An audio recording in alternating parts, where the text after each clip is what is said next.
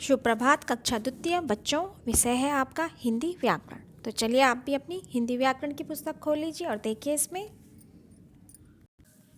हम अध्ययन कर रहे थे इसमें आपके प्रथम अध्याय भाषा का। तो इसी में देखिए आप पेज नंबर 2 में है आपका भाषा के रूप। तो यहाँ पर देखेंगे हम अपनी बात को दो तरह से कह सकते हैं। दो किस किस तरह से? एक है बोलकर कहते हैं ना हम अपनी बातें, और दूसरा हम लिखकर, तो हम अपनी बातों को बोलकर, यदि कोई व्यक्ति हमारे सामने तो हम उससे बोल देते हैं, और यदि कोई दूर है या हमें उस तक हमारी आवाज़ नहीं पहुंच पा रही है तो हम क्या करते हैं, लिखकर बताते हैं ना। तो यहाँ पर देखिए इस प्रकार भाषा के दो रूप हैं। ये देखो यहाँ पे बताया गया है भाषा, और भाषा का पहले रूप को मौखिक रूप, बोलना मतलब मौखिक भाषा, मौखिक रूप में, और दूसरा लिखकर मतलब लिखित भाषा के रूप में। फिर यहाँ पर देख लीजिए, यहाँ पर बताया जा रहा है कि मौखिक भाषा जैसे हम क्या बोलते हैं, ओरल लैंग्वेज भी बोलते हैं। नीचे दिए गए चित्रों को देखिए और समझिए। हेलो, एक यहाँ पर देखो, यहाँ पे बच्चे हैं, ये फ़ोन में बात कर रहे हैं, तो हेलो नेहा कैसी हो?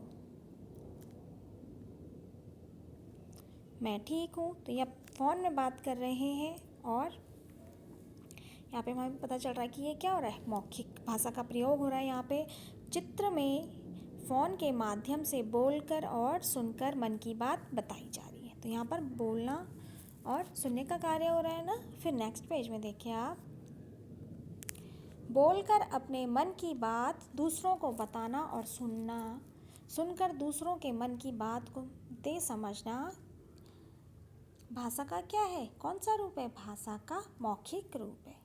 जैसे फ़ोन पर बात करना, रेडियो सुनना, टीवी पर समाचार सुनना, ये सब क्या है, भाषा के मौखिक रूप हैं।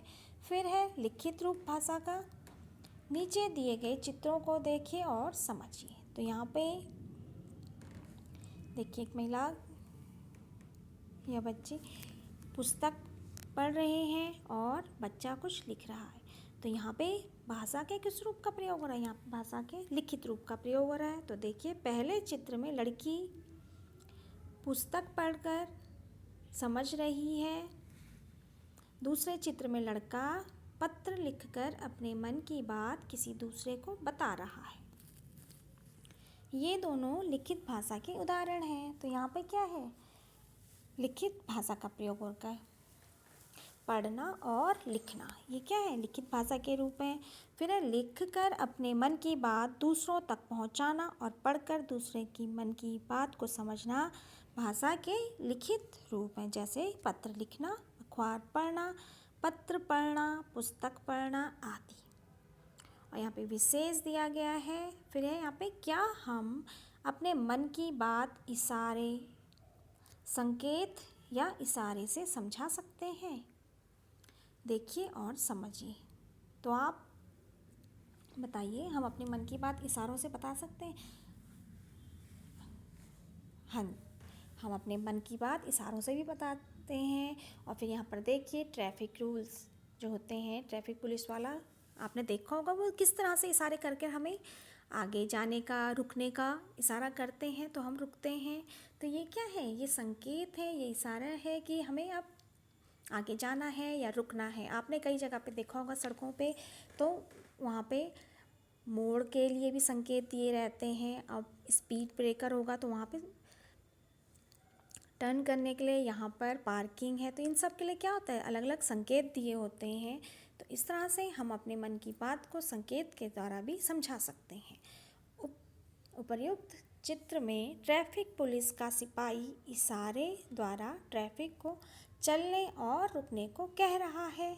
इस तरह संकेत द्वारा अपनी बात कहने का ढंग भाषा का सांकेतिक रूप कहलाता है। तो जो संकेतों द्वारा हम, संकेत या इशारों के द्वारा हम अपनी बातों को व्यक्त कर रहे हैं, अपने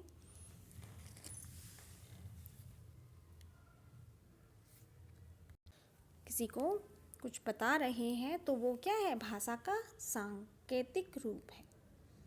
फिर यहाँ पे पशु पक्षियों की बोलियाँ, संसार के सभी जीव जंतु भी आपस में बातचीत करते हैं, परंतु मनुष्य उनकी बातचीत समझ नहीं सकता। जैसे बिल्ली कैसे बोलती है, म्याऊं म्याऊं, मेंढक टर टर, कुत्ता भौं भौं, तोता टें टें, बकरी मैं और कौवा काँव काँव।